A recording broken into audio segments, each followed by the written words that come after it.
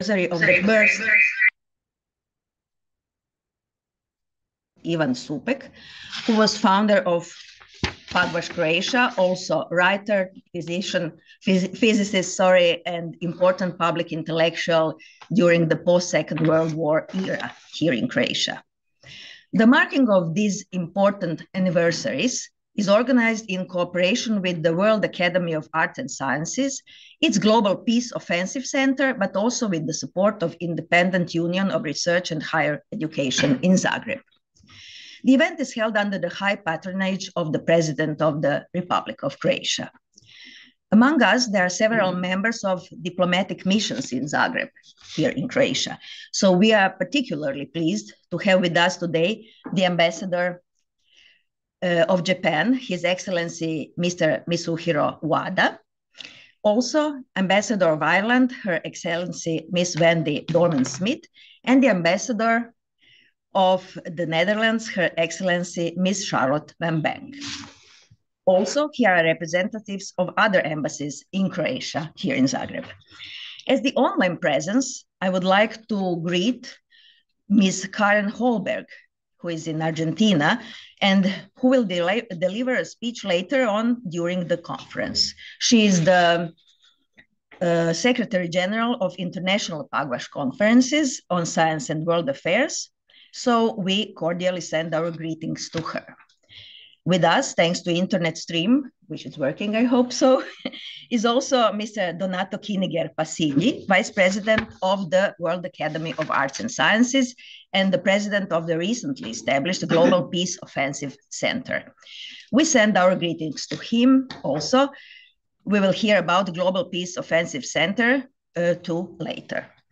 We would also like to greet our audience here in the hall, Andromeda in Zagreb, our online guest speakers, as well as the audience following us at the streaming of the official channel of the Independent Union of Research. Before we start our estimated speakers, I would like to invite Mr. Zvonimir Šikić, President of Pagvash Croatia and Fellow of the World Academy of Art and Science, to address us with a few welcoming words. Thank you.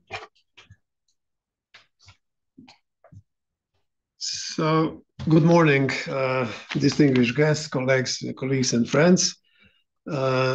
We gather here today not merely for a conference, but for a profound act of remembrance and reaffirmation. Of course, we stand here on the shoulders of giants and view the horizon of our shared future. We are celebrating and commemorating here, as Raika already said, so I will not repeat these anniversaries of Hiroshima, Nagasaki bombing, Russell Einstein Manifesto, and Nobel Peace Prize of Sir Roger Rothblatt and Pagvash conferences. And of course, here in Croatia, as Raika already said, we are commemorating the 110th anniversary of the birth of academician Ivan Supek, who was the founder of Pagvash conference in Croatia, which is actually the oldest non-government organization in Croatia. So, to make it short, really, why we are here? We are here to transform memory into responsibility, because, as you know, the original Pagvash mission to confront the pillars of nuclear weapons and the misuse of science is not, unfortunately, a historical relic. It's more urgent than ever in our world, facing new technologies, threats, and old unresolved dangers, unfortunately. So today, in this spirit, we will explore this legacy, and our discussions will bridge, I hope, the profound wisdom of these anniversaries with the acute challenges of our present. So let me finish with the words that we have a duty articulated by Einstein, Russell, Rothblatt, and Supek, to think in a new ways. Let us honor them, not just with the words, but with our earnest attention and our commitments to action. So thank you very much again for participating. And now, I think, like I said, we will start with our conference. Okay, thank you. Thank you, Mr. Šikić. Now we will proceed with the introductory words of academician Ivo Schlaus.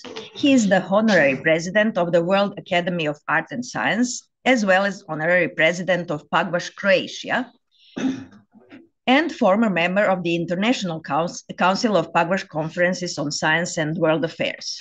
Academician Schlaus sent us a short video with important messages on the current state of play regarding global security and the role of science in addressing global security threats. Please, would you be so kind and show us this video? Molim vas, možete od gospodina Schlausa video. Your Excellencies, ambassadors of Ireland, Japan, and the Netherlands. Dear Karen, our General Secretary of International Pugwash, dear Donato, Vice President of the World Academy, and Miss Alice, who now leads, who is the chair of the young Pugwashites. We have actually to take care of three influences that adversely affect the humankind. One is the nuclear bomb. The other is climate change. And the third is artificial intelligence. Now, nuclear bomb, though the number of bombs has gone down from about 90,000, it went down to about 15,000. Nevertheless, this is very serious because, as I said, there are 9 of them. And second, there is even a tendency now that some countries that believed in American nuclear umbrella now believe they will have their own bomb. So it is likely that in a couple of years we may have considerably more. One good thing about nuclear bombs is that unless we use it, we are okay. Unfortunately, there is today statements by both Russian president and American president that they will use the bomb. As you know, today we are faced with 3 interconnected wars, one in Africa, one in Asia, and one in Europe. It would be very nice to be able somehow to solve at least one of them, and this is what President Truman believed. However, it's not clear that we will soon enjoy freedom from nuclear weapons. With climate change, the situation is worse. Unless we do not change drastically and remain in business as usual, then we have at our disposal 2 to 3 decades. And after that, the climate condition will deteriorate very, very much, and we will destroy our Earth, the only habitat we have. But the worst situation is with artificial intelligence, which is a new thing, and we know very little about that. We are faced with these 3 problems, and in order to solve them adequately, we have to change our economic paradigm, our political paradigm, and we have to change ourselves. This is possible, but it's a very, very difficult task. We hope that the coming generation will solve that. In conclusion,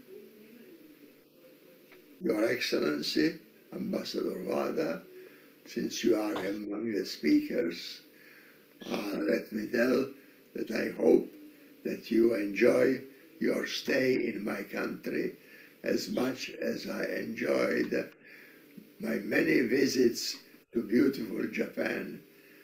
The one that I was a visiting professor at the Kyoto University and managed to extend the cherry blossom for a long time, giving lectures in Nagasaki all the way to Sapporo. Thank you very much.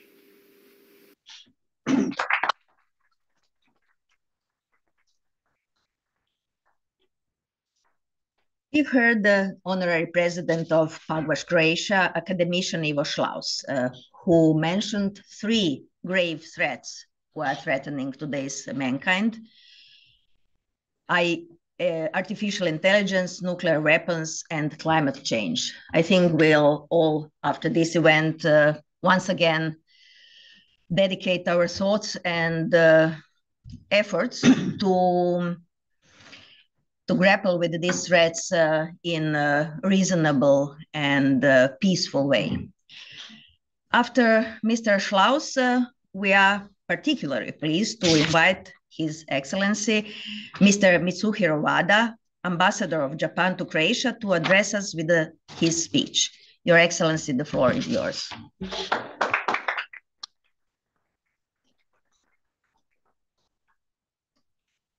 Distinguished members of the PAGVASH Conference, ladies and gentlemen, it is my great honor to address this conference as the Ambassador of Japan. The very first World PAGVASH Conference took place in 1957 with the participation of Japanese scientists.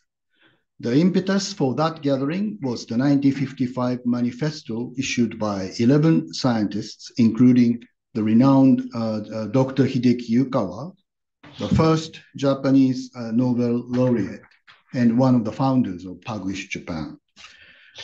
Over the years, the PAGVASH International Conference was held in Hiroshima in 1995, the year the organization received the Nobel Peace Prize, and again in 2005, and in Nagasaki in 2015. As you know, this year it returns to Hiroshima, commemorating the 80th anniversary of the atomic bombings. First of all, I would like to express my sincere gratitude to the government of Croatia for co-sponsoring the United Nations resolution entitled Steps to Build a Shared Plan for a World Without Nuclear Weapons, which Japan has been submitting to the General Assembly every year since 1994. I am pleased to inform you that the vote on this resolution took place earlier this week, and it has been successfully adopted. I also wish to express my deepest appreciation to the city of Beograd na More, a Vice President, City of Mayors for Peace, for organizing a memorial ceremony every year on August 6th for the victims of the atomic bombings, the day the atomic bomb was dropped on Hiroshima. Mayor Ivan Knez was awarded a Japanese decoration in 2018 for his contribution to these efforts. It is highly meaningful that a country such as Croatia is helping to keep alive the awareness of the devastating tragedy the nuclear weapon can bring about. In doing so, Croatia is already playing an important role in advancing the realization of a world without nuclear weapons. As the only country to have ever suffered atomic bombings during wartime, Japan bears a special responsibility to lead international efforts to achieve a world without nuclear weapons. Japan has been working tirelessly in various fora towards this goal. As mentioned earlier, since 1994, Japan has been submitting a resolution to the UN General Assembly every year. In order to present a realistic and practical direction for global action, former Prime Minister Kishida himself a native of Hiroshima, announced Hiroshima Action Plan in 2022. The plan consists of 5 pillars, including ensuring non-use and transparency of nuclear weapons, sustaining progress on nuclear weapons reductions, promoting the peaceful uses of nuclear energy, and encouraging world leaders to visit Hiroshima and Nagasaki. Nuclear disarmament requires continuous efforts, beginning with the nuclear weapon states. This must be accompanied by confidence building among states and concrete actions through both bilateral and multilateral channels. For this reason, we are closely following discussions on arrangements to succeed the New START treaty between the United States and Russia, which is set to expire in February next year. It is equally important to address the underlying factors that drive nuclear armament and to create a security environment that will allow for a complete abolition of nuclear weapons. The Treaty of the Non-Proliferation of Nuclear Weapons, NPT, which entered into force in March 1970, remains the cornerstone of the international nuclear disarmament and non-proliferation regime. The NPT designates the US, Russia, UK, France, and China as nuclear weapon states. While aiming to prevent the spread of nuclear weapons to non-nuclear weapon states, it also calls for negotiations on nuclear disarmament among the nuclear weapon states and promote cooperation in the peaceful uses of nuclear energy. Japan attaches great importance to maintaining and strengthening the NPT regime and highly values its indispensable contribution to the international peace and security. There are 2 wheels that must turn together if we are to advance toward a world without nuclear weapons. The first is the effort to address and minimize the threat posed by existing nuclear arsenals. The second is the promotion of the philosophy of a world without nuclear weapons, sharing throughout the international community a global norm recognizing the inhumanity of nuclear weapons and building an international order in which such weapons have no place. The events organized by the Croatian Pagwish Conference are a clear example of this second wheel in motion. I firmly believe that only when both of these wheels move forward together can we achieve a secure and sustainable world free of nuclear weapons. You may recall that the Japanese Organization of Atomic Bomb Survivors, Nippon Hidankyo, was awarded the Nobel Peace Prize last year in recognition of its tireless efforts to rid the world of nuclear weapons and to ensure that survivors' testimonies continue to warn humanity that nuclear weapons must never be used again. Sadly, due to the deteriorating global security environment, we are witnessing an increased risk of nuclear use today. Yet, at the same time, voices opposing nuclear weapons are stronger than ever. In this context, I greatly appreciate today's conference and sincerely hope that more people in Croatia will join us in promoting the noble cause of nuclear disarmament. Thank you very much for your attention.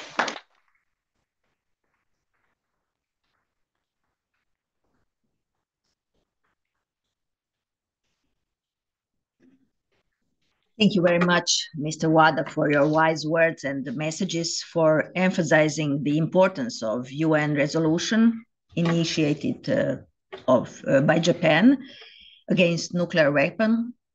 Also for stressing the importance of witnesses who lived through horrible experience after nuclear bombings of 2 Japanese towns, who are in our memory, and I hope the younger generations will also preserve the memory of these events. I'm sure that you will tell also the other students in your gymnasium about Mr. Wada's contribution to this event. And now the three young students from Gymnasium Ivan Supek, Clara, Jelena, and Ines are going to read the contribution of Mr. Ivan Supek Jr., who was not able to participate today to be with us. So they took the duty of presenting his words to this audience.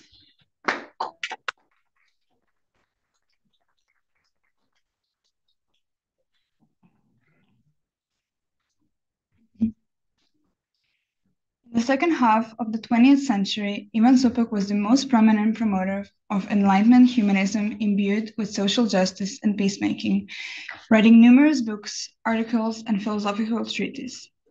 He paid tribute to the Croatian great humanists Janus Pannonius and Dominis by dedicating plays, novels, and scientific treatises to them. Supek also often wrote about undoubtedly greatest and most far-sighted Croatian scientist, Ruđer Bošković. For Supek, humanism implicitly includes tolerance and social justice, the two best cures against frictions, conflicts, and wars. He also assumes that every person is endowed with a spectrum of human possibilities, and that this potential can certainly be directed in the right way through education and enlightenment. Consecutively, in the 1960s, Supek began to thoughtfully, systematically, and painstakingly build a broader institutional framework for such an action that would include as many participants as possible in the dialogue, and through the dialogue, contribute to understanding, tolerance, and strengthening the best in them. First, in 1961, he founded the Department of History, Philosophy, and Sociology of Science, on which he was the head until 1982, and which was primarily focused on educating students of natural sciences in the spirit of humanism and scientific universalism. At that time, he became more active in the global organization against nuclear weapons, the Pugwash Conferences of Science and World Affairs, or abbreviated as the Pugwash Movement. And in 1962, he was elected a member of the committee of the World Pugwash Conference. In 1963, he founded the Yugoslav branch of the Pugwash Conference, in which he was the president until 1985. Then, in 1965, he founded the Institute of Philosophy of Science and Peace of the Yugoslav Academy of Sciences and Arts, which he led until 1992, and which became the headquarters of the Pugwash Movement and the international organization World Without Bombs, of which he was also president. In 1966, the Institute began publishing the journal Encyclopedia Moderna, of which Supek is the editor-in-chief.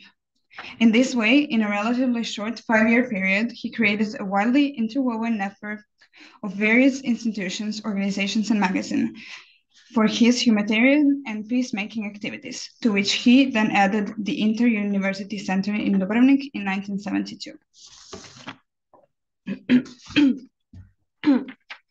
The United Nations Declaration on General Disarmament was adopted after painstaking negotiations in 1952, but it was at that time that the USA and the USSR launched a relentless nuclear arms race. So it is not surprising that the great powers had no serious intention of implementing this disarmament.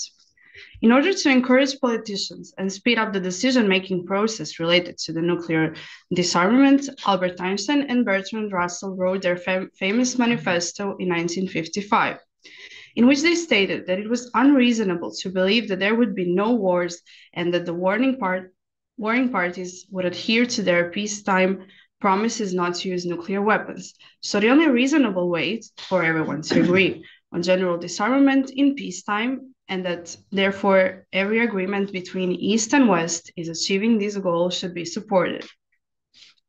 The manifesto was a direct impetus for convening the Appraisal Dangerous from Atomic Weapons Conference in the summer of 1957 in the Canadian town of Pugwash, and hence later the name of the movement, Pugwash Conferences on Science and World Affairs. Einstein died in the meantime, and even Bertrand Russell could not attend the conference, but 22 top scientists from both sides of the Iron Curtain were present. The main engine of the Pugwash movement was the Polish physicist Joseph Rotblat, who participated in the Manhattan Project. But in 1944, when he realized that Germany was not developing an atomic bomb, he became an unwavering opponent of the further development of nuclear weapons, and especially their possible use. In 1961, the US began deploying nuclear missiles in Italy and Turkey, and the USSR soon responded by deploying its own nuclear missiles in Cuba. In this general aggravation of the world military political situation, the UN finally managed to establish the Committee of 18 States for Disarmament in December of that year, because the USA and the USSR could no longer openly obstruct it.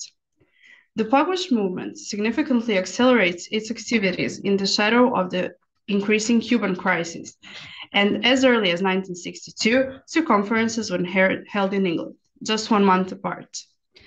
The first was the 9th Pugwash Conference held in August in Cambridge, a COSWA standing committee was established, chaired by the British physicist and the Nobel laureate Cecil Powell. The committee consisted of 3 representatives, each from the USA, USSR, and Great Britain, and even Supek was the 10th member. At the meeting in Cambridge, there were only about 50 distinguished participants, and that working meeting was successfully led by the convinced peacemaker and winner of the Nobel Peace Prize, Philip Noel Baker. Supek, together with the future Nobel Prize-winning Pakistani physicist Abdus Salam, presented a paper on the possible proliferation of plutonium from nuclear reactors. During the meeting, he worked closely with Noel Baker, with whom he remained a lifelong friend. The unanimous conclusion was that general and complete nuclear disarmament was both possible and in the interest of all humanity, and that this goal was feasible within 4 years. This document then served as the basis for the further work of the Committee of 18 States on Disarmament, which operated in Geneva from 1962 to 1968. However, the work of the committee continued to be obstructed by the major nuclear powers, and the process of nuclear disarmament through the mediation of the United Nations, unfortunately, increasingly died out.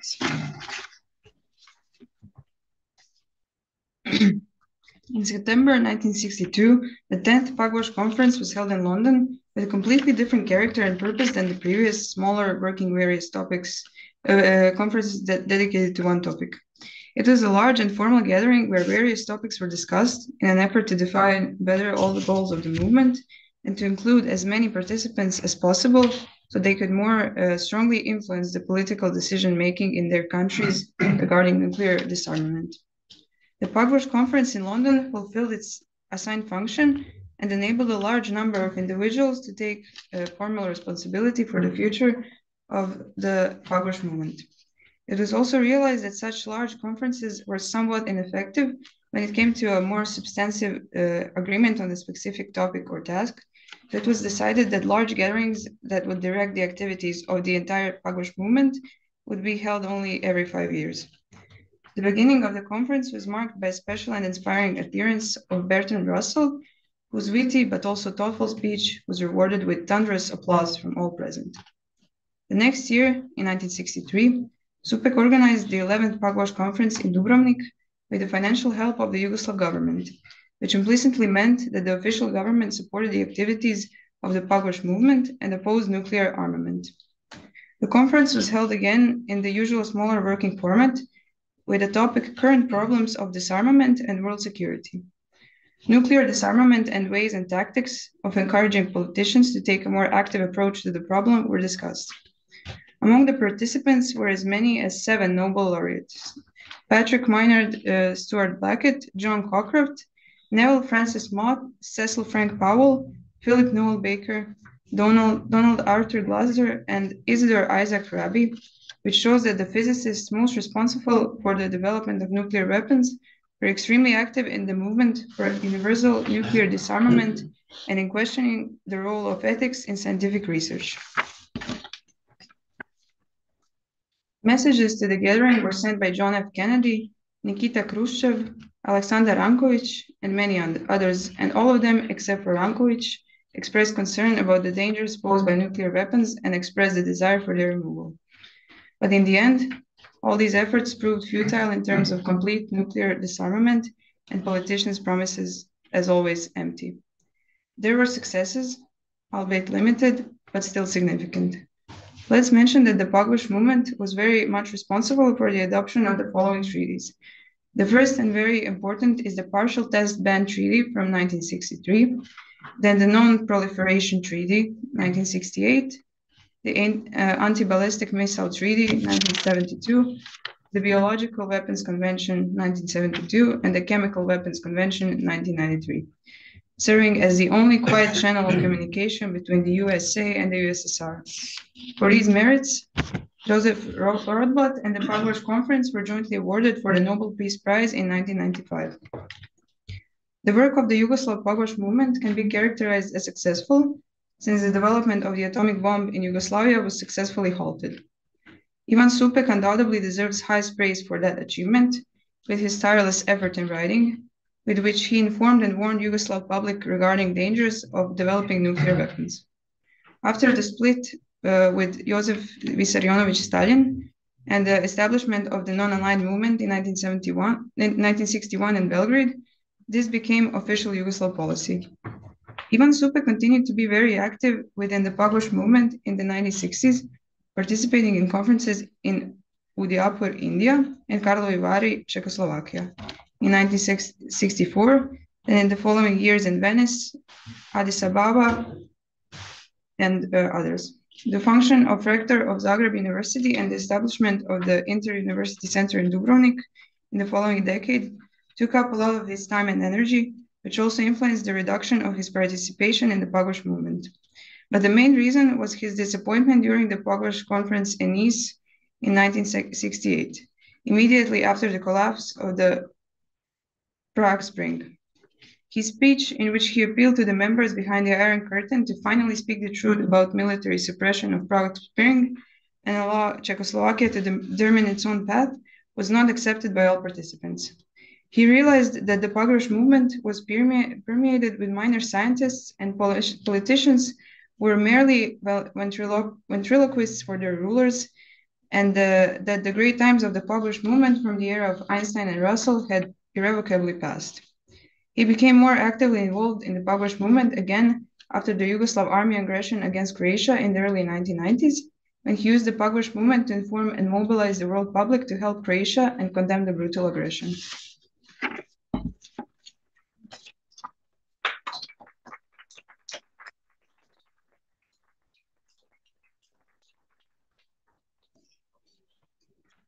I want to thank you, students of the Science Gymnasium here in Zagreb, Ines, Jelena, and Clara, who read the contribution of Ivan Supek's son, also called Ivan Supek, who reminded us about the successful efforts of Mr. Ivan Supek on halting the nuclear armament in this part of the world, but also about his contribution to international Pugwash movement. After hearing student reading the contribution of Mr. Ivan Supek, I would like to invite Mr. Boris Kožnjak from the Institute of Philosophy in Zagreb to share with us his thoughts and findings about the topic of Ivan Supek's 1944 Anti-Nuclear Manifesto. Mr. Kožnjak, please take the floor.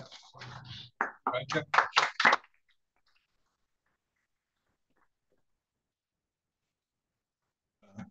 Can I have slides, please?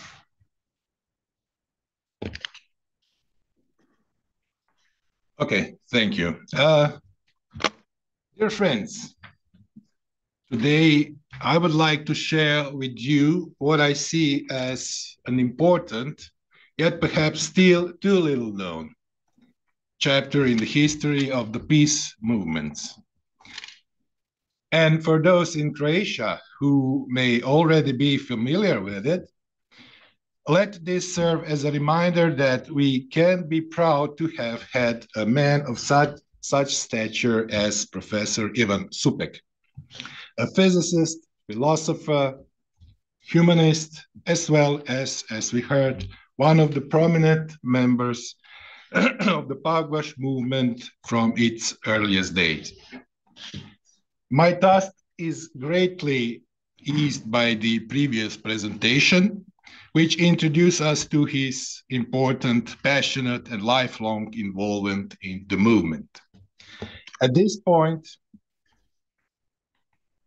I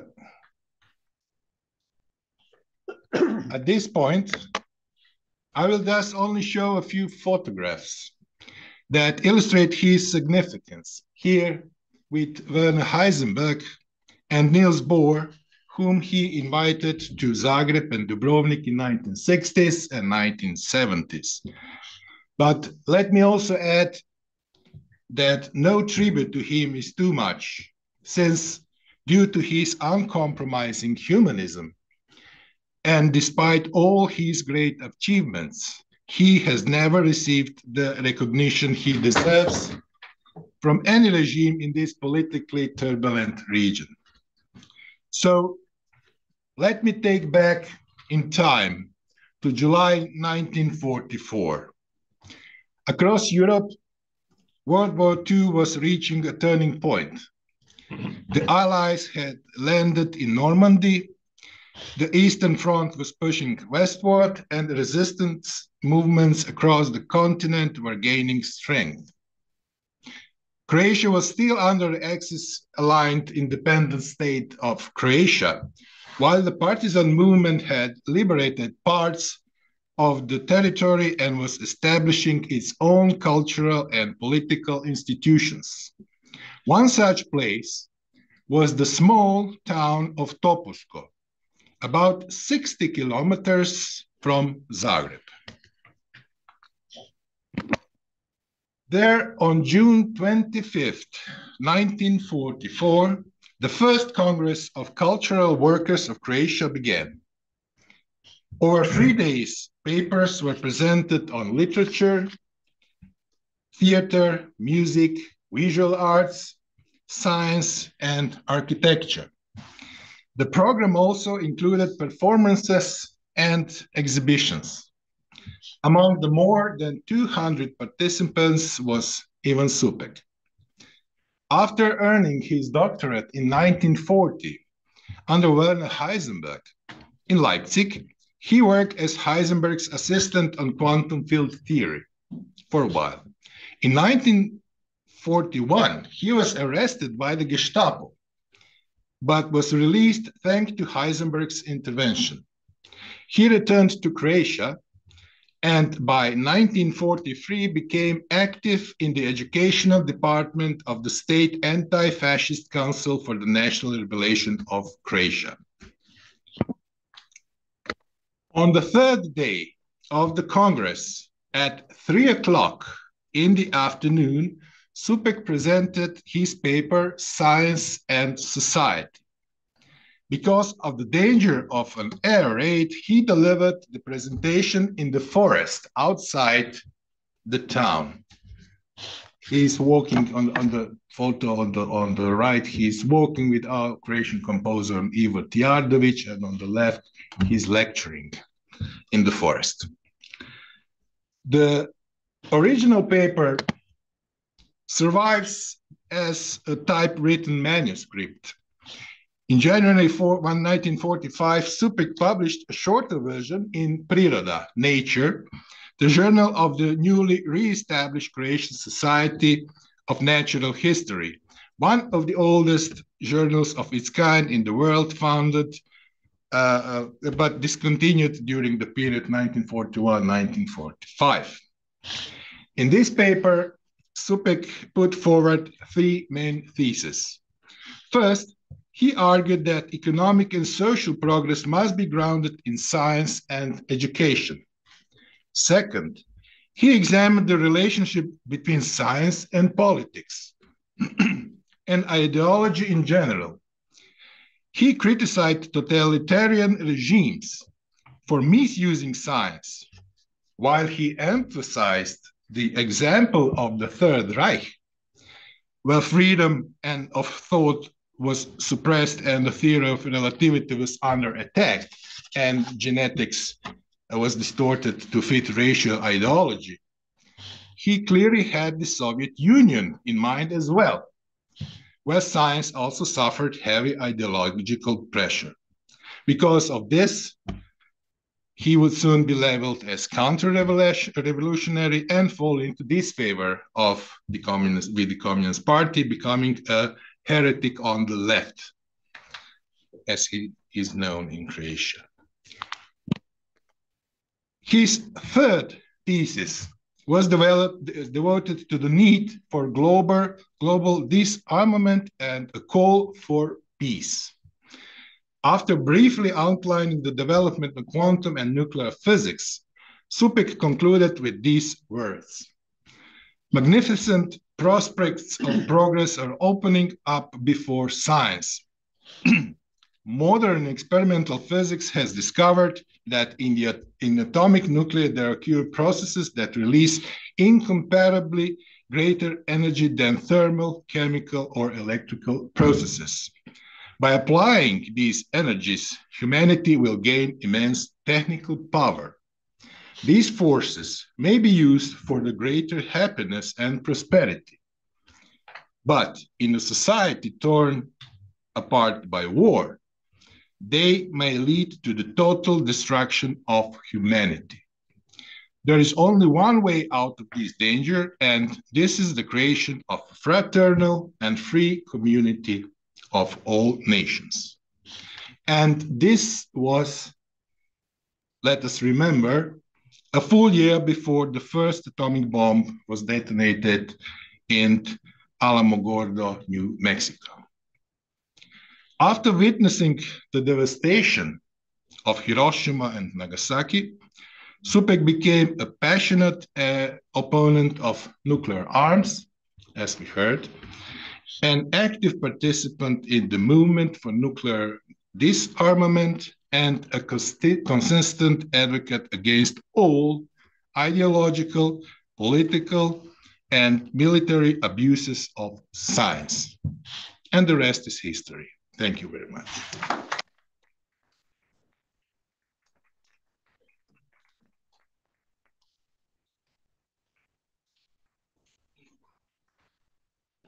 Mr. Kozniak, thank you for your speech, which reminded us of Ivan Supek's early efforts to find the way which would balance the threats from politics and ideological use of scientific research and findings.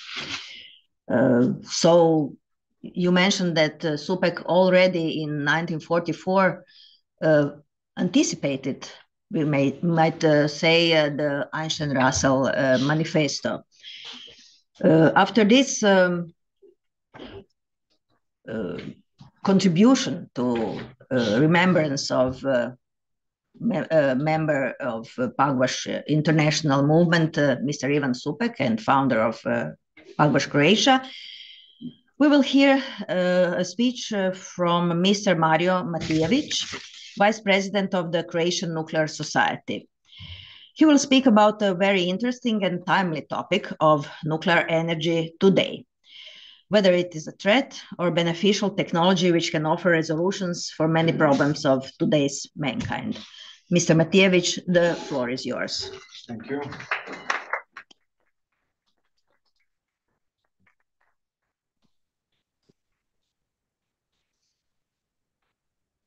Okay, hello everybody.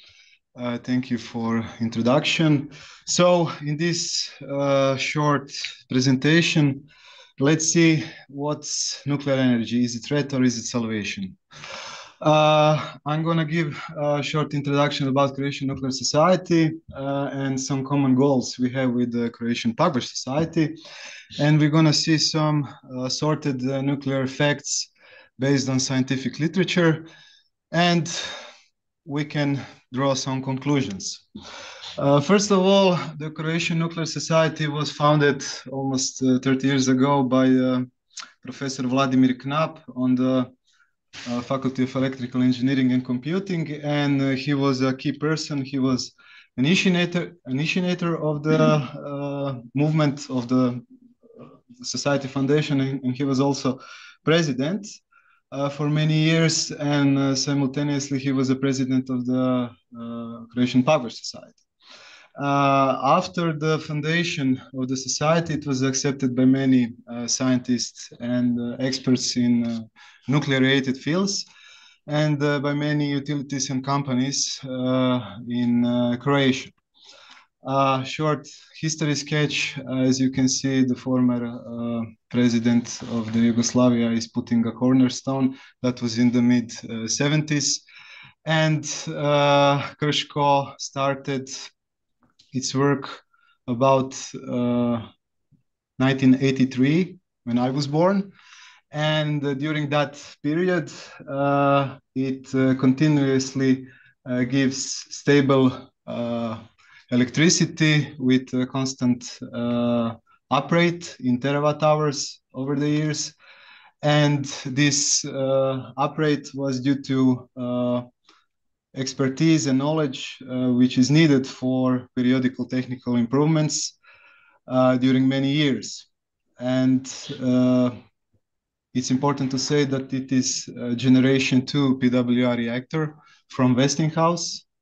And during that time, it costed $1 billion and it took 7 years to construct it, just to put things in perspective today. Croatian Nuclear Society is an association that brings together many experts and everything that is, so to say, relevant for the peaceful application of nuclear energy. And this is one common goal to Pagbash Society. We also are engaged in advancement of various nuclear applied knowledge and procedures and how to implement it safely in technology, in Krško power plant. And of course, we are engaged in proposals for the nuclear laws, many regulations, nuclear energy strategies, and so on. We also have a long-lasting international conference series, which are held in Zadar every 2 years. Popular science forums and various publishing activities. So you can see a small insert from the webpage of the Croatian Nuclear Society. And on this link, you can find many useful things if you're interested in. So more about the common goals to Pagbash Society. Of course, the peaceful application of nuclear energy, I would say, is the fundamental. It's a cornerstone, but also everything behind that as a scientific work, education, knowledge transfer, and so on. Of course, we also have prominent members of the society which are acting closely in many state committees, ministries. As I said, they are engaged in many nuclear topics, development programs, and so on. So during this energy crisis and the climate crisis, the Europe has also realized that nuclear energy is very important in the future energy mix. And we finally see some new improvements related to Croatian energy strategy. And as you probably heard, 2 options are available. One is, again, when the history repeats, as being a partnership with the Slovenians to build another second Krško block. This is a conceptual picture. Or maybe to stand alone, bring a new type of technology, small modular reactor or SMR. So that's something that we hopefully going to see in the near future.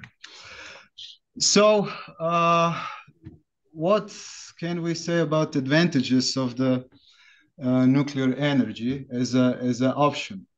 Of course, it is the only technologically mature and available technology now available, okay? And it is only one that's effective in resolving climate change and bringing down the greenhouse gas emissions, okay? So it's good for everybody, for people, for the climate, but present nuclear share of only 9% in the global electricity production is too low, definitely too low. And we need many more new reactors worldwide. And that brings us to the possible problems, which can be following. What type of nuclear cycle are we gonna use permanent disposal of the spent fuel, or is it gonna be reprocessed to build a MOX fuel, mixed oxide of plutonium and uranium? Will it increase fears of nuclear proliferation maybe? And we see that this manifesto is still very here, present. So the same fears are still present. So if we take a look at the scientific literature and some published papers from my colleagues and myself, we can make some kind of a short summary and see that we have definitely catastrophic climate changes year by year. So we have global warming, it's here. And we definitely need some urgent systematic worldwide measures. How can we address that? Only by new power plants and new generation type 3 reactors or 3+, which are here, which are developed, which are mature. And this is the only way to cover the base load, together with, of course, mix of renewables and other types of sources. But for the base load, only the nuclear fission energy is viable. Of course, dangerous climate trends, you can see many United Nations reports, and you are aware of things and negative trends that's happening all around the world, of course. So CO2 emissions should be definitely diminished and mitigated over the next critical several decades. And because of that, we need much stronger nuclear safety measures on a political scale. And this is the needed option to replace many of the coal power plants. So we need many, many more reactors worldwide. You can also here talk about nuclear fusion. Nuclear fusion is not here. It's not developed. It's not likely to be developed in the next critical decades. Same thing as can be said about carbon capture and storage technology. So for these two types of technologies, we have uncertain, at least uncertain technical future. After installing, hopefully, more nuclear share on the global scale for the electricity production, we can hopefully see that after, let's say, 2060s, we can expect new types of reactors. That would be thorium reactors or fast breeder reactors. But again, fast breeders are demanding strict proliferation controls. So this is a short evolution scale of the reactors. And as I said, Krško power plant belongs in this generation 2. We are somewhere here in the 3+ region. And generation 4 is something that's going to be seen a few decades in the future. If you're gonna ever see ITER fusion power plants break even, we're going to have to wait for another, I would say, 10 years. And that's something completely different from the fusion power plant, which has to work continuously, not in pulsed mode, but that's something that hopefully we're going to see, but that's going to be in the future. So conclusions are here in these two pictures, which are reminding us that every year we have these situations with fires, floods, hurricanes, and it's become pretty accustomed to see every year these things on television. So we have to make urgent steps, and climate problems do resist from year to year. So again, fission nuclear technology is only one available now that can mitigate these negative trends. And of course, it can be done only by increasing the share of NPPs, but drawing parallelly the problem of non-proliferation. So we can say that it's challenging, very challenging political and economical task for the entire world. And what about this nuclear energy? So is it a threat or is it salvation? It's both. We can say that it can be both. It can be salvation if you're going to use it wisely, where the interest of the humanity comes in the first plan, but only if we use these nuclear power plants on much bigger scale.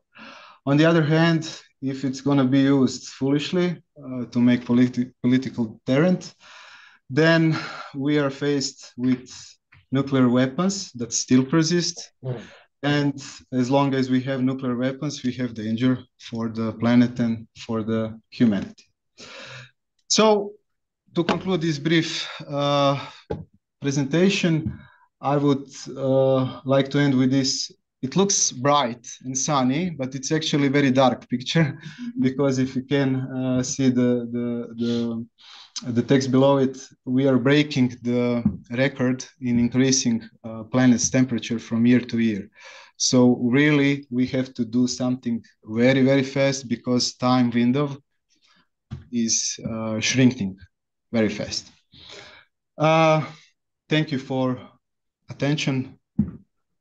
That's it.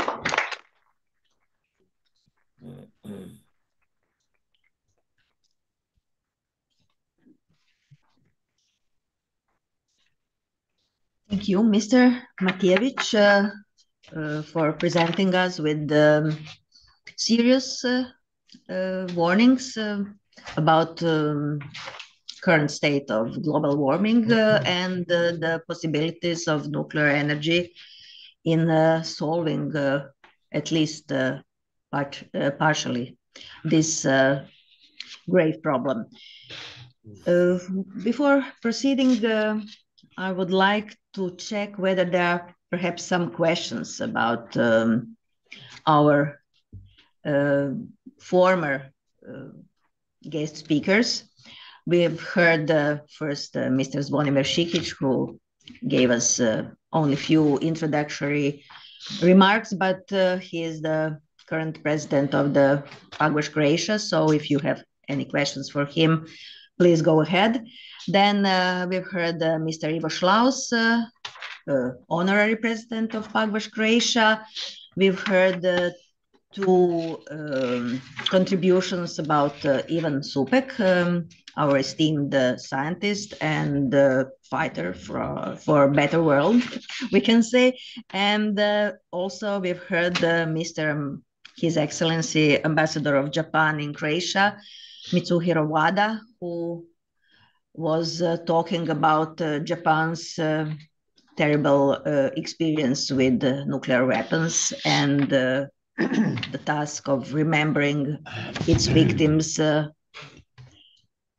not only today, but also in the future generations. So please, if anybody here or from the online community which is also following this event, if you have any questions, please go ahead. Okay, we'll have the other opportunity at the end of the whole event, today's event. So we'll continue with our speakers. Now we'll hear something about the Global Peace Offensive Center, which was established this year, only 3 months before today in Maribor, Slovenia. And with us will be the leader of this Global Peace Offensive, Mr. Donato Kineger Pasilli, who is Vice President of the World Academy of Art and Science and also President of the Global Peace Offensive Center, which was formed 2.5 months before. So it's something very new in this movement, and we'll hear from him how it is conceived and what its mission is. So please, our technicians are going to call him on the stream. His home time. I am online. I don't know if you can hear me. Yes, we can. Thank you. Thanks to Pagvash Croatia for inviting me to this very important event, a commemoration of the manifesto of Russell Einstein that is extremely current for its meaning, for what it represents for humanity. We heard a previous speaker saying that we need uncompromising humanities, and I can subscribe to that. By the way, he incidentally mentioned the small town of Topusko near Croatia for a very important event leading to peace. But, you know, history goes in circles. And unfortunately, Topusko was also a place that witnessed a lot of distraction during the war in the 90s. And I happened to be there those days. So I have memories of a place that I'm sure has been rebuilt and that now means peace. But again, we have to be present to also our past, know what happened at all moments. So the Russell Einstein manifesto that I said was extremely well crafted is also a precursor of all campaigns in nuclear non-proliferation, and I would say also peace building in general. Also the Human Security for All campaign that the World Academy of Art and Science, that with Professor Slaus I represent today, rolled out a campaign on human security with the United Nations, and all is in line with that thinking and the interpretation of the role of science, that after all is knowledge, and art. Art is experience, is the product of our own knowledge that combined should work out to avoid the Armageddon, to avoid annihilation, to avoid the obliteration of humanity. So the manifesto is a very powerful memento, and the closing of the manifesto is incomparable. And this is probably the reason why has not been imitated, has not been replicated, rehashed, because it would be impossible to do so. That closing tells us in this essential formula that we should remember our humanity, and with a pause, forget about the rest. They, the authors of this manifesto, knew the dangers of grappling with the rest, as one cannot be oblivious of his own human nature. But the rest is what distracts us and brings us to distraction. And is still that heavy burden that we are carrying with us that is made of those strings attached, of the accumulation of interests very often vested interests, public and private, that slow down and divert resources and make impossible the achievement of peace.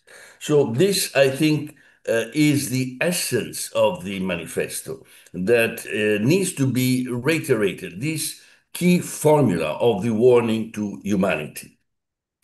Now, the present state of affairs is, as you know, is extremely frail.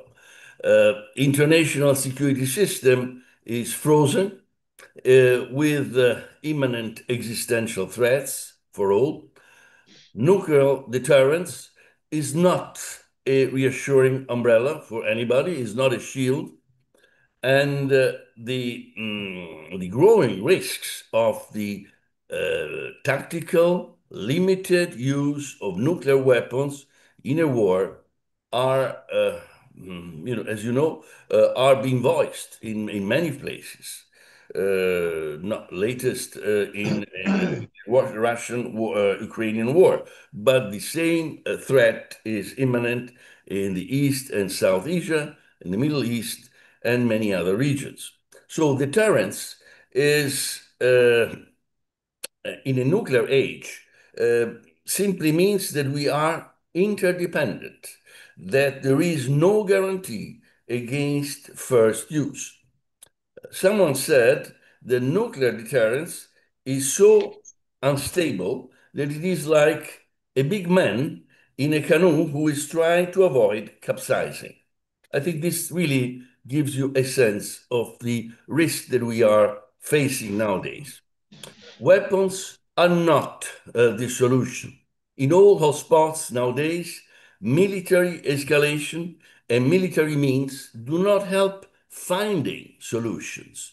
So peace is hard to be achieved, and it is bewildering in many ways how nowadays the deal-making practice of today ignores the fact that you cannot conceive peace, you cannot even conceive a negotiated settlement if you continuing bombing, if you continuing bringing death and destruction. That's why we need a long-term perspective and also immediate action. And it's the reason why, as World Academy, together with the European Academy of Science and Arts, over a year ago, we launched the Global Peace Offensive. The Global Peace Offensive that has attracted many organizations already under the fold, that is an approach spearheading the activities of the civil society in general, of the academic community, through citizens diplomacy and peace-building initiatives. And this should support peace everywhere, worldwide, peace efforts. The problem nowadays is the heightened tensions, the polarization, the level of violence, and the need also for social movements, groups and individuals to have a sense of direction, to acquire a sense of direction in supporting peace efforts always, and avoiding becoming victims of propaganda at all stages, victim of extremism, of fundamentalism that certainly doesn't help in achieving peace anywhere. So the Global Peace Offensive that is based on a theoretical framework that is called the Gradual Reduction in Tension, GRIT, that was developed in the 60s, now has been re-geared in a way that is directed to problem solving. Is relationship oriented, because as you know, peace can be attained only if we work from within the issues, if we have a better understanding of what are the causes of conflict, but if we don't stop there. It's not just understanding the causes of conflict, it's also trying to investigate ways to solve those issues. And that can happen in most cases with a bottom-up approach, with people being involved. But this needs a stimulus, needs an impetus, And the global peace offensive is trying to achieve that. We are really at the beginning in many ways. As the presenter was saying, we have now an office. We have a center that is based in Maribor, but the initiative is global. So let's not be misled. We need a place, and I think that to be in the region, it's very helpful, but where we can also conduct research, we can do very precise activities. We can bring people together from different standpoints with or ideological differences as well, but that are ready to meet not with an ideological let's say mindset, but with a way of thinking that can be conducive to peace. So this is the kind of approach that we are following. As I said, localized interventions, also iterative processes of dialogue facilitation. This is what we are trying to achieve, and partnerships development. You see, the Let's Mind campaign that in a way we can say is a sort of example for us, started with a group of a few organizations that had a mindset. They said, we want to obliterate a kind of weapons that are impairing the life of people. So they succeeded at a certain point, but it took them 7, 8, 10 years to achieve that. Peace processes are the same. We cannot expect peace processes to be solved with a signature under a document. We need education. We need the critical use of the academic thinking to foster this peaceful thinking in the minds of people. We need people to think together about solutions. Therefore, science has a lot to do with that, because science brings knowledge, brings technology as well. I mean, so that is the way we are now gearing up in many contexts. The present focus of international politics is on the show. And that is not enough. The deal-making culture, but peace is never linear. It's not in a sequence. We need really to cultivate the desire of peace from the people when they are not, as I said, victims of propaganda. We cannot have a Manichaean approach. There is no duality of what is good and what is bad. In all violent conflicts in which I've been a witness, many conflict situations, I can tell you that never happened that one party was 100% right and the other party was 100% wrong. So we need really to confront ideas and find solutions to the violent climate of today. The critical extremism and fundamentalism that really are the dangers of the society today. We cannot have these dogmatic responses. We need to have a sense also of appreciation. That's why we use a technology, an approach that we call the appreciative inquiry, that is based on localized action, again, on facilitated dialogue iterations, on these partnerships that bring about the essence of collective human security. The academic and research community must show the way forward through political, economic, local, national, international actors for a better understanding of those opposing forces, their stance and potential breakthroughs. So the breakthroughs are where we have to work, are really the main point of concern, of attention, where we can see that things can tilt one way or another. We are using this grit, these principles of global reduction in tension, that it also means passion. It means commitment, as Osgood, that was the original theorist in the 60s of this approach, explained to all of us. So we can and we have to go beyond the limits, our own limits, that now unfortunately we are confronted with this imminent risk of wars that we need to sort out. So the peace offensive methods that looks at the what, at the where, at the how of the conflicts, analyzes tensions, and tries to find solutions. I'm really hopeful that this new approach, this theoretical framework, can also help us at a time when algorithms, when only platforms and mathematical formulas are trying to govern our thinking. Artificial intelligence, it can be helpful, but we cannot be governed by artificial intelligence. And we have to find ways where people come together and understand respective needs and aspirations. The Global Peace Offensive is a reminder of that.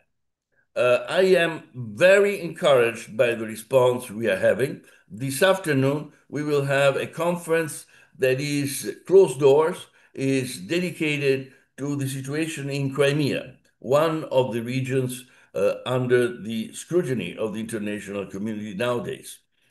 We are trying to understand better those situations and bring actors together to talk again, to distill information that can be also helpful in the wider spectrum of the negotiations that states are, of course, carrying out. But people are fundamental. I mean, peace, again, is nurtured from within, is nurtured from the sentiments of people, the relationship, and this is where we're working on. So humanities first, as the interlocutors that we're having today are saying, and I believe that together we can change realities. Thank you.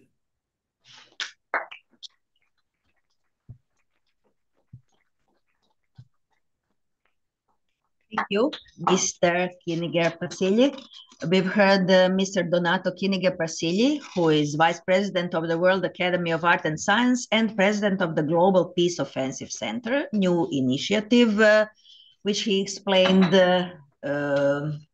in the last minutes. So he mentioned many problems that the global community is facing today. Not least the proliferation of nuclear threats in all corners of the world, unfortunately. So he was stressing the need to push harder in our peace efforts to bring to ordinary citizens also the awareness of these problems and the hope that also ordinary citizens, ordinary people who are witnessing all these developments can do also something from their side. So after Mr. Donato Kiniger-Pasili, I would also like to use this opportunity to invite all of you to join in the peace activities of your countries and associations to make a strong and vivid community of peace forces in the world. After this, we'll now hear something from our esteemed guest, Mr. Božo Kovačević, who is a former ambassador and former Minister of Environment of the Republic of Croatia, also the researcher, writer, and professor. He will share with us his thoughts about how to avoid the world war.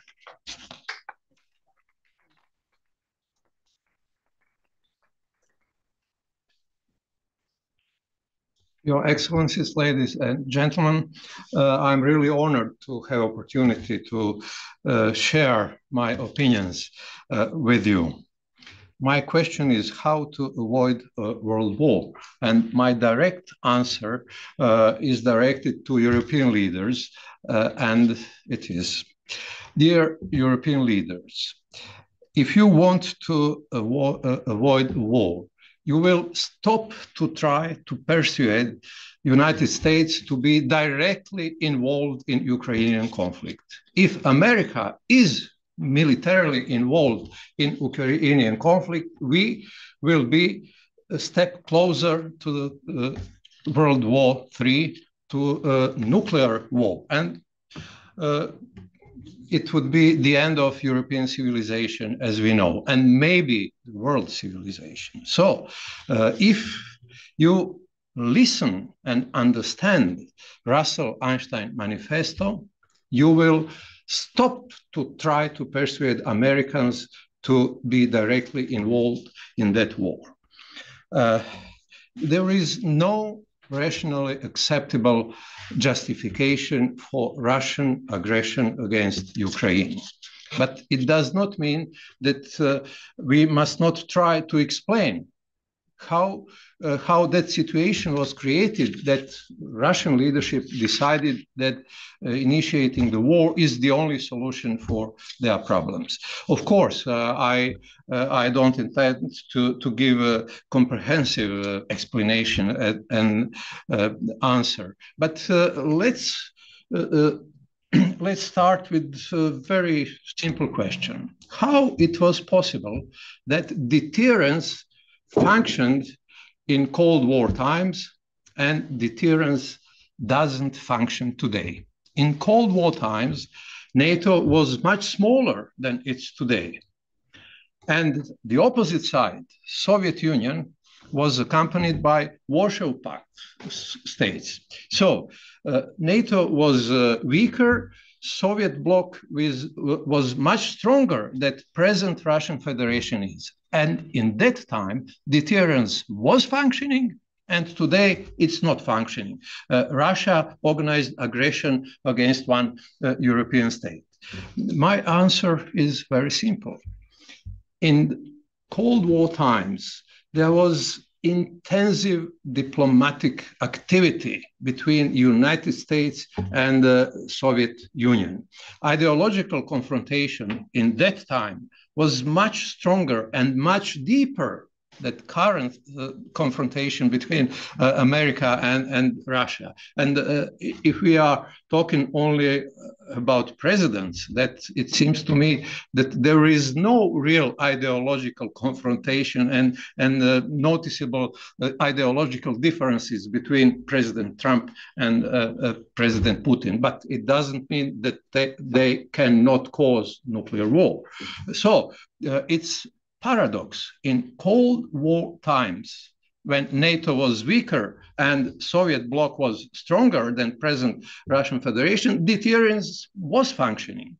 And today it's not, because Western world decided in certain moment, it seems to me it was 1999, that there is no need to develop intensive diplomacy with Russia.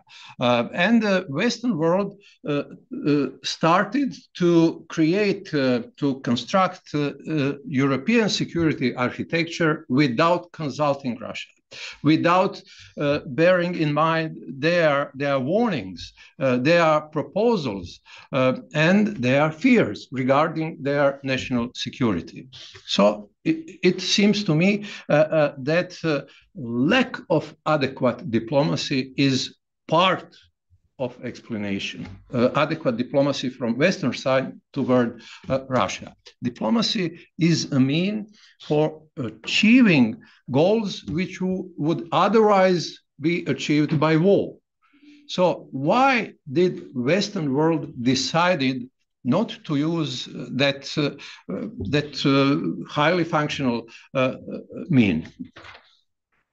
I have no answer, but our leaders have to answer us, and in my opinion, have to try to change their approach to that conflict, and they have to try instead of criticizing Trump's proposals for peace agreements. They have to try to create their own, and maybe we will achieve something which could be accepted and implemented. And of course, nobody would be satisfied with unjust peace. But what does it mean, just peace? In my opinion, it means that peace agreement should be in line with United Nations Charter provisions. But how it could be achieved? Only by consensus of all 5 permanent UN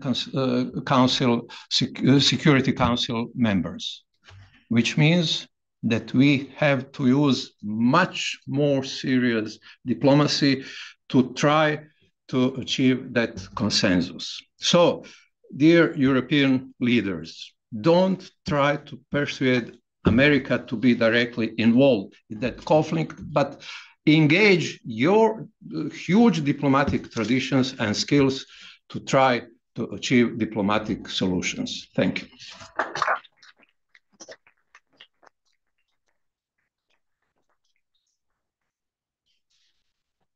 We thank Mr. Božo Kovačević, former ambassador and the Minister of Environment of Republic of Croatia, but also former professor at the Diplomatic Academy, writer of many thoughtful texts from philosophy, ranging from philosophy to current observations of global political situations. Now, we are particularly honored to have with us Ms. Karen Holberg, Secretary General of Pugwash Conferences on Science and World Affairs. She is going to deliver a speech on behalf of International Pugwash and present us the results of the 63rd Pugwash Conference held in Hiroshima this year at the beginning of November. The conference title was 80 Years After the Atomic Bombing, Time for Peace, Dialogue and Nuclear Disarmament. So we are hearing Ms. Holberg from Argentina. Please take the floor. Thank you. Thank you very much. Good morning, everyone. Good morning from Argentina. I'm in the south of Argentina in Bariloche, Patagonia. This is where I work. I'm a physicist. I also work at the Bariloche Atomic Center, but since the beginning of this year, I have the honor and the privilege of being the Secretary General, having been elected of the Pugwash Conferences on Science and World Affairs. I want to say hello to my friends, to dear Ivo Schlaus, to Anna Jerkovic, and all our friends and colleagues in Croatian Pugwash. So thank you so much for having invited me to greet you here and to reflect on these very important issues. This is very important. From Pugwash, we really want to stimulate our activities with national groups and also with a young version of Pugwash. So I also say hello to the young Pugwashites in Croatia. So I want to reflect on what has been said. I completely agree with the previous speakers. And I just want to say that we are in Pugwash trying to revitalize what is called Track 2 diplomacy, but what Pugwash did since the beginning, because Pugwash was one of the first organizations in the mid 1950s, because Pugwash is a direct consequence of the Russell-Einstein Manifesto on trying on bringing scientific rationale and scientific expertise and knowledge to the discussions of these important problems. We have organized, as was mentioned, the conference in Hiroshima. It was the first conference, the international conference in many years since our last conference in Astana in Kazakhstan. And in this conference, we gathered about 180 participants from 41 different countries. And there was also a conference of the young chapter of Pugwash, which is the ISYP, the International Student Young Pugwash. And they also brought together about 33 participants from 22 different countries. So this is great to see a big young participation, since it's fundamental to stimulate young scientists and young people who are interested in discussing peace and what to do to improve the current situation. So in this Pugwash conference that was held in Hiroshima, of course, to commemorate the 80th anniversary of the bombings and the 70th anniversary of the Russell Einstein Manifesto, and also of the 30th anniversary of the Nobel Peace Prize given to the Pugwash conferences together with our dear Joe Rodblat. The conference I was important opportunity to remember. It was held in Hiroshima, so this was really very moving to remember. We had the participations of Hibakusha, which are the survivors of the nuclear bombings, and so that in that sense, it was a unique setting to honor the Hibakusha, and also to engage, not to speak only about the past, but also to think about what steps to follow to try to foster, like was said, discussions, but mainly involve scientists also in the discussions of these important topics.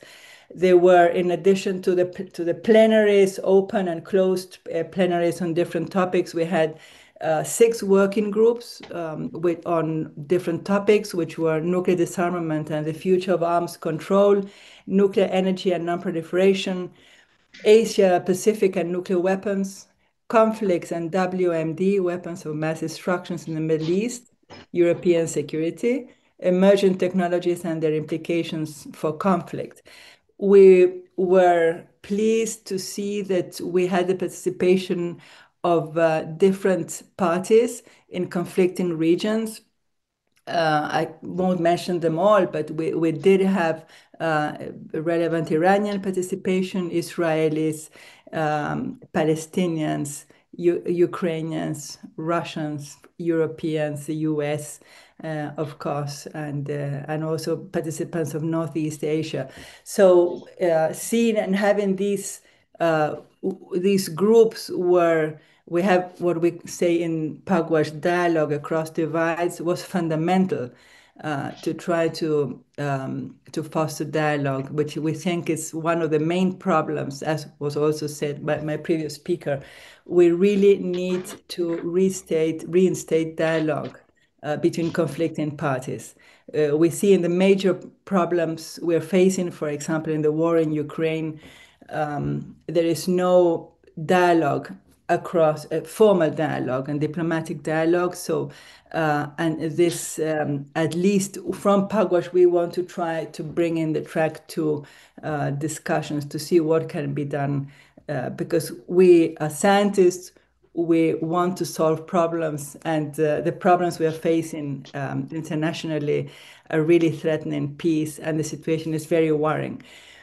I would like to read the declaration, the Hiroshima Declaration, because I think the Pugwash Council produced in Hiroshima. I think it summarizes the main spirit and ideas of what was discussed in Pugwash.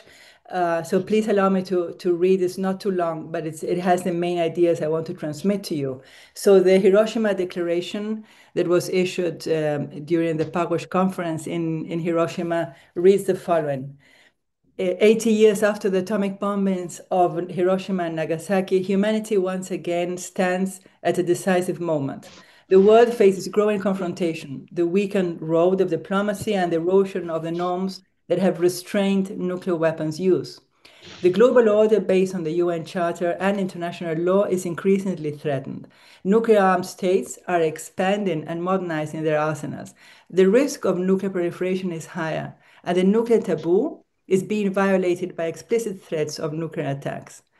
Recent conventional strikes on nuclear facilities are a clear violation of the commitment on prohibition attack or threats of attack on safeguarded nuclear facilities. The targeted killing of scientists and engineers further undermines international laws.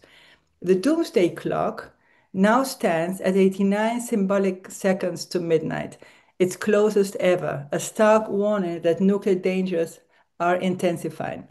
From Hiroshima, we affirm with conviction that nuclear weapons must never be used again under any circumstances, since a nuclear war could destroy not only nations, but the future of humanity itself.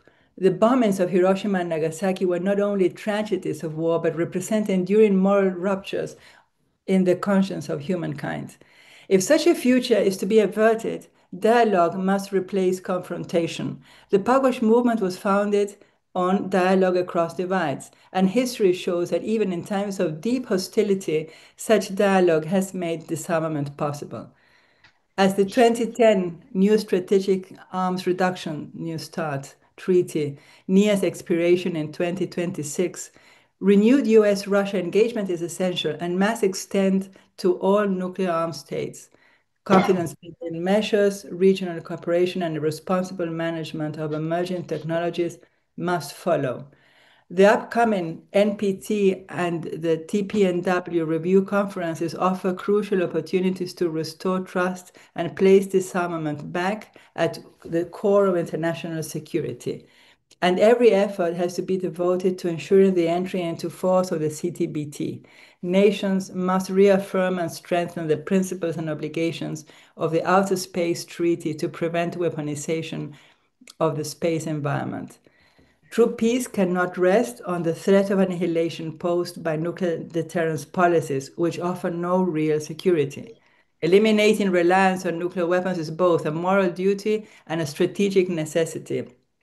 States should adopt no first-use policies, give unconditional negative security assurances to non-nuclear armed states, and strengthen frameworks of cooperative and common security. Initiatives such as the nuclear weapons-free zones show that disarmament is achievable through trust and cooperation. Scientists and scholars share a special responsibility to guide leaders with knowledge, scientific rationale, and ethical judgment. The scientific community must support the work of the TPNW Scientific Advisory Group and the UN Scientific Panel on the effects of nuclear war, and act decisively to address the destabilizing risks of new technologies like artificial intelligence and quantum and biotechnologies. In addition, civil society remains a moral force for peace. The noble recognized efforts of Pugwash, ICANN, TPNW, IPPNW, and Nihon Hidankyo demonstrate that citizens and scientists can awaken conscience and shape the future. Their message, echoing across generations, remains our compass. No more Hiroshimas, no more Nagasakis, no more war. Japan's constitution, Article 9, which renounces war and the use of force, echoes the 1955 Russell Einstein Manifesto's appeal to abolish war itself. Together, they stand as enduring beacons of conscience, affirming that true security lies not in arms and the use of violence, but in multilateralism, respect for the rule of law, justice, dialogue, and our shared humanity. So let the Pugwash Conference in Hiroshima 2025 be a turning point towards dialogue, disarmament, and lasting peace for humankind, guided by the unyielding call of the Russell Einstein Manifesto, remember your humanity and forget the rest. So with this, I would like to finish, since I don't want to be too long, but I think this reflects, summarizes the idea of the Pugwash conferences, and I hope we can continue working together with the Croatian Pugwash group, and also I would like to thank the World Academy of Arts and Sciences. Thank you so much.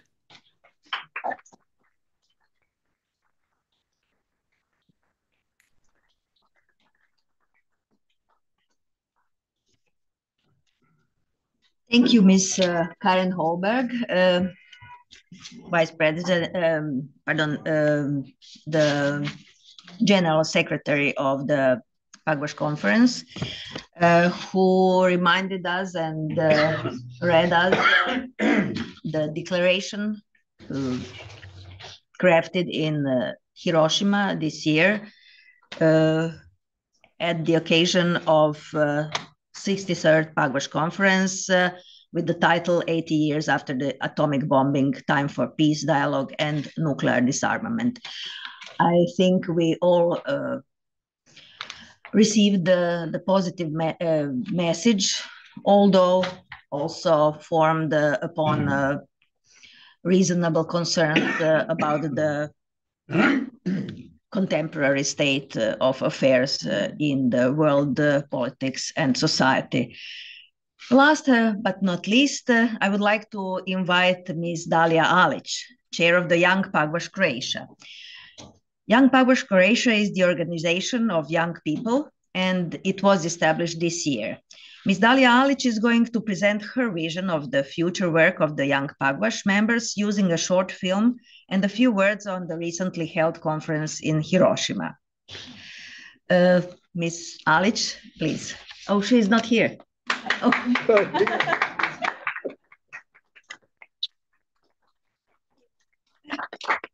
Thank you very much for these words. I believe we can start with statement and then followed by video.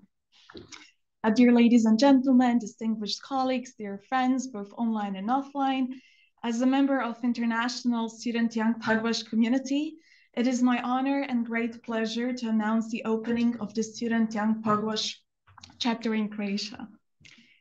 I am truly grateful to see our country join a global network that has been active since 1979 and now includes national groups across more than 10 countries. Guided by the Pugwash conferences in science and world affairs and their belief that young people can and should help shape global security, ISYP prepares a new generation to navigate the increasingly complex scientific and security challenges of our time. As previously and kindly mentioned by our dear Secretary General, this October, the ISYP conference took place in Hiroshima as part of the 63rd Pugwash International Conference. It brought together young professionals from 22 countries for action-oriented discussions on reducing nuclear and international security risks, as well as forecasting, exercises, and collaborative planning. It demonstrated, once again, how cross-cultural and early career dialogue can meaningfully contribute to global understanding. Our new SYP Croatia chapter will build on this legacy. It will offer young people across Croatia from all academic and professional backgrounds the opportunity to engage in international discussions, join working groups, participate in workshops, and collaborate with peers, experts, and policymakers worldwide. To students and young professionals in Croatia, we warmly invite you to join us. Your ideas, your motivation, your curiosity are essential. This chapter will be a space where science and policy meet together for negotiation exercises, simulations, dialogue, and shared learning. A space where you can grow, where we all can grow, contribute, and hopefully help shape a more secure future one day. Finally, I would like to express my sincere gratitude to the ISYP team and to the Croatian Pugwash Society for their wonderful and crucial support in establishing this chapter. Thank you for your presence, your support, and your unwavering commitment to dialogue, especially now when it's needed the most. I warmly recommend we move now to the video, and I thank you for your attention.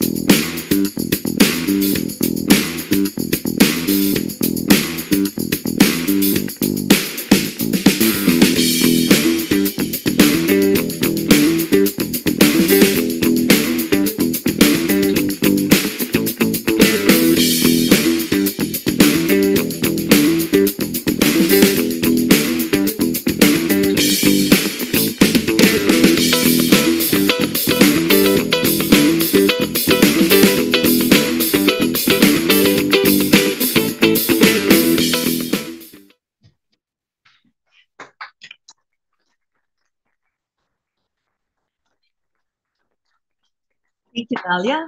We were all very impressed with your short film and with the initiative of Young Pagvash in Croatia. And I hope, and I'm very happy that so many young people are here today. Perhaps for the first time in their life, they hear about these initiatives, that it exists and that they can participate. They are warmly welcomed to present their ideas, thoughts, and to help us, the generation that is perhaps not so very much enthusiastic and fresh as they are, to help us to form the better future. We are at the end of our meeting today. I would like to ask whether there are any questions or comment on our Mr. Silobrčić, please. Should I do it from my... I don't know. Whatever if you it's like, not very burdensome for you to come here, please.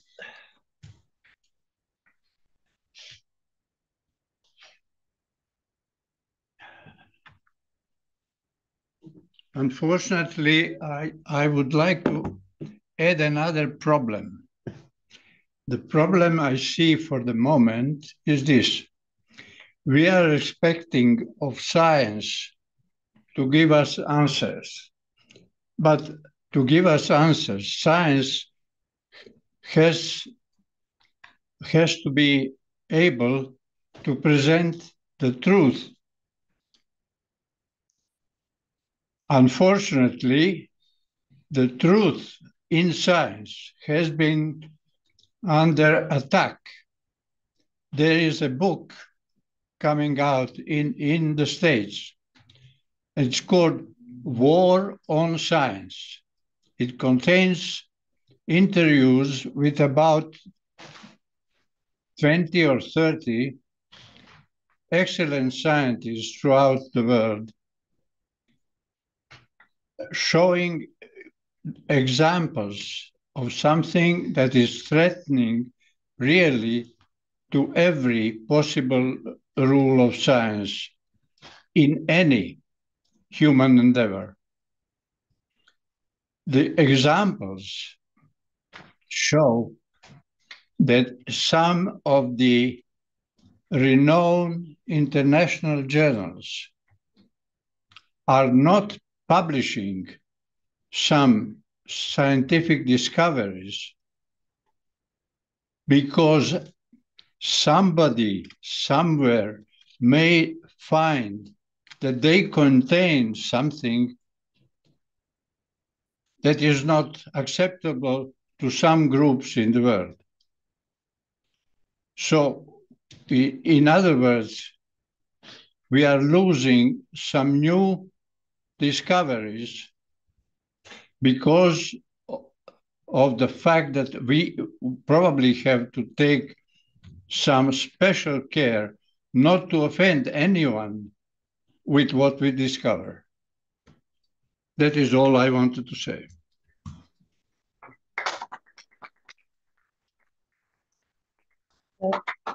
Thank you, Mr. Silobrčić, for these really valuable comments. You added, unfortunately, new threat to the list of today's threats to global community, which were already presented today, like global warming, nuclear threats, artificial intelligence, and these threats made to science. I think this deserves another conference. Perhaps Mr. Kožnjak in the Institute for Philosophy can organize something like that, or magazine, online magazine, Ideje HR. This is really a topic we should be aware of, and the topic we should also discuss and try to attack, not resolve, because it will be easy to resolve these threats. At the end, I would like to thank once again to all the organizing team, to Pagvash Conference on Science and World Affairs, also Pagvash Croatia, of course, chapter of International Pagvash Conferences on Science and World Affairs, the World Academy of Art and Science, the Global Peace Offensive Center, the online magazine IDEA HR, the Independent Union of Research and Higher Education, who was so kind to offer us this space for holding this conference, and also the Office of the President of the Republic of Croatia, who sponsored, in a way, this event. Of course, I would like to thank you, dear audience, for your attention. I hope it was not too long and too dense. Perhaps it was, but now we'll have the opportunity to discuss these questions in a bit more relaxed atmosphere. At the end, I would like to invite Ms. Anna Jerkovic, a member of International Council of Pagvash Conferences on Science and World Affairs, as well as Associate Fellow of the World Academy of Art and Science. Anna is also Vice President of the Croatian Pagvash, and she will present us her closing remarks on this event. Thank you.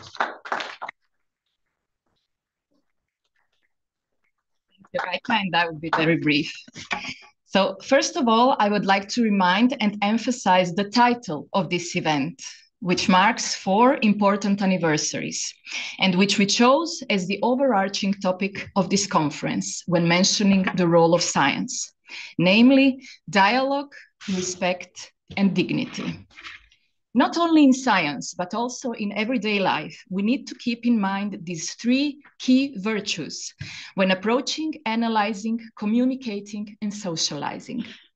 Without dialogue across divides, as it is the motto of Pagvash, without respect between opposite sides, without acting and speaking with dignity and treating others with dignity, there cannot be peace in this world.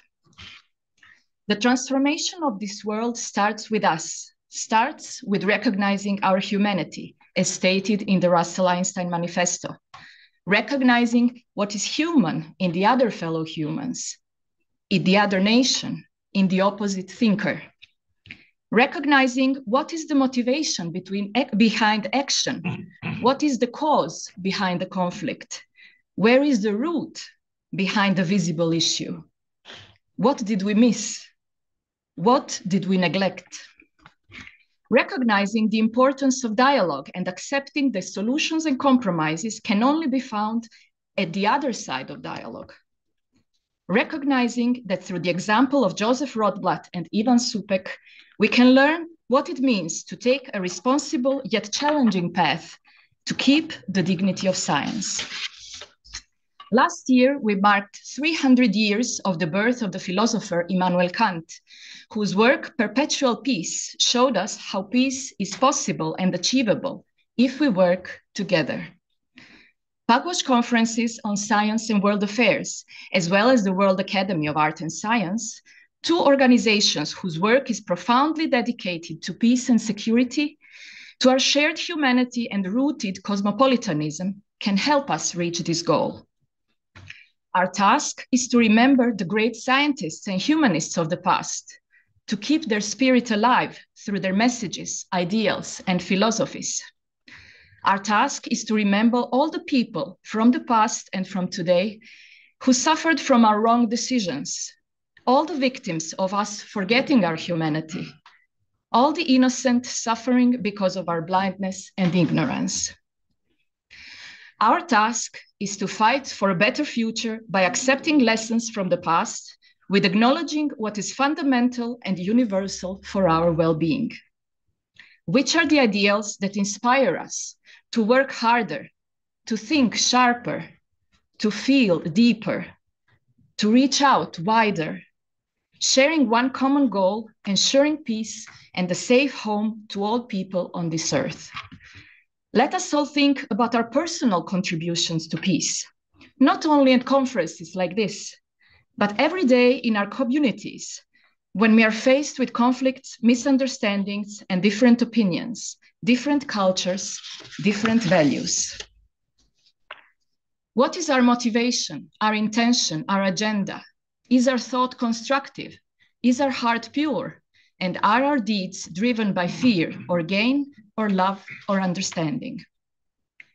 This is what the Global Peace Offensive is all about, learning from the past, improving ourselves by working together and inspiring one another, joining forces to make a difference, encouraging dialogue across divides, maintaining respect, and preserving the dignity of ourselves, as well as the dignity of our fellow humans. I would like to thank all who contributed to this conference, all the speakers, organizers, participants, and supporters. To conclude, if you have to take one thought from this event, one message, one wisdom to use when you think, feel, speak, and act, let it be our appeal as human beings to human beings. Remember your humanity and forget the rest. Thank you.